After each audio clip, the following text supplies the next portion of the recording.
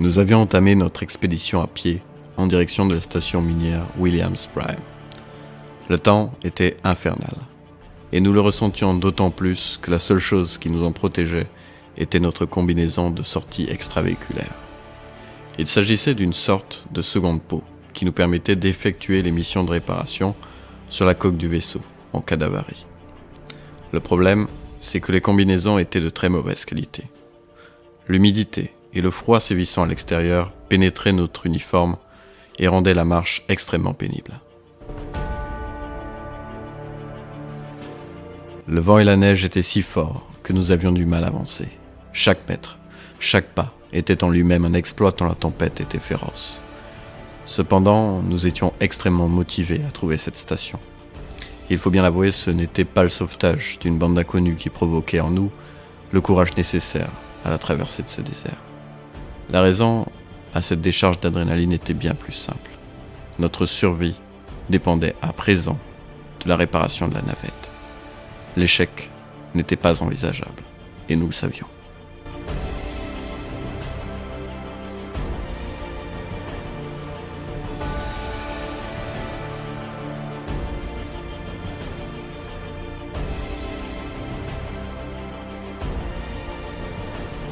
Épisode 4.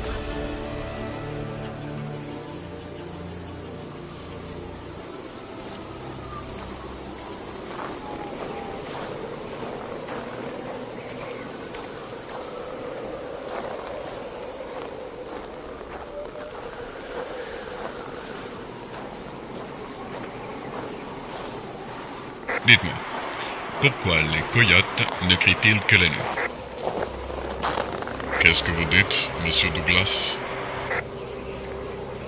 Eh bien, je demande pourquoi les coyotes ne crient que la nuit.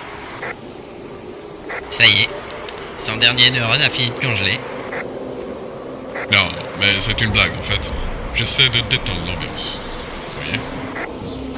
C'est bien ce que je dis. Eh bien, la réponse c'était car le jour, il voit les cactus. Moi je trouve ça drôle. M'étonne pas de toi, Altman. Eh, moi aussi j'ai une blague. C'est l'histoire de 4 glandus qui viennent faire les marioles sur une planète de merde. Monsieur Zepp, la marche est déjà assez pénible sans subir vos remarques inintéressantes. On peut rien dire de toute façon. Regardez, la station, nous y sommes. Douglas avait raison. Ce calvaire était enfin terminé. Nous étions à quelques mètres de la station. La tempête nous avait empêchés de la voir jusqu'à présent, mais cette fois-ci, plus aucun doute, c'était bien elle. Il s'agissait d'une immense structure métallique. C'était très impressionnant. On pouvait se demander comment une telle infrastructure avait pu être déployée dans un endroit aussi inhospitalier. Quoi qu'il en soit, les coordonnées GPS étaient exactes et nous indiquaient la position précise de l'entrée.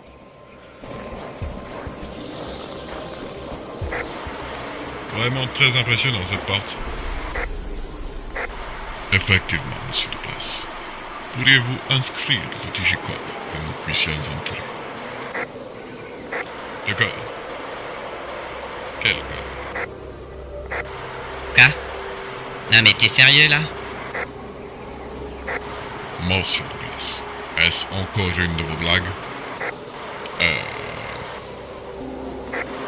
C'est bien vous qui aviez la charge de recopier les données transmises par notre correspondante, n'est-ce pas? Mais quel clampin. 3,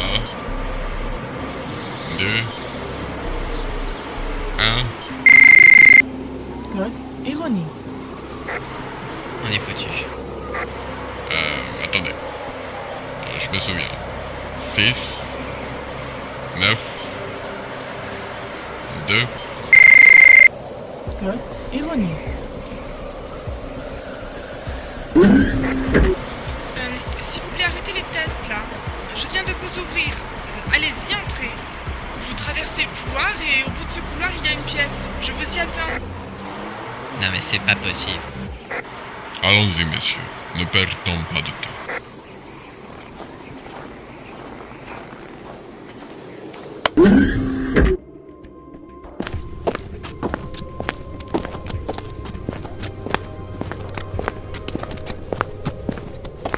Nous nous sommes alors engouffrés dans le long couloir sombre.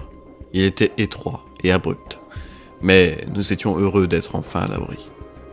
Au bout de celui-ci, nous pouvions apercevoir de la lumière. On y est presque, plus que quelques mètres. Avance plus vite, l'escargot, on se traîne l'artichaut, là. Après ces quelques mètres, nous étions enfin arrivés tout en haut du couloir.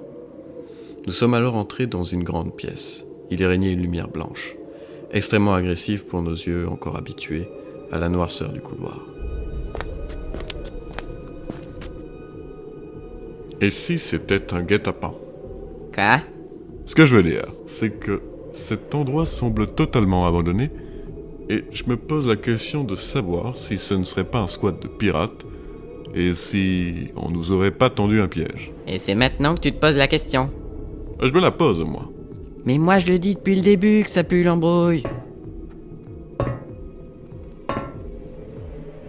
Bonjour, Tamara.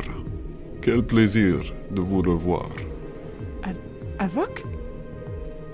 Mais quelle surprise! Je ne pensais vraiment pas qu'il s'agissait de votre vaisseau. J'ai changé de vaisseau il y a peu. Le Norad était en piteux état. Vous voulez dire qu'il est plus pourri que le Mings? Attendez. Vous vous connaissez? Effectivement, Monsieur Douglas.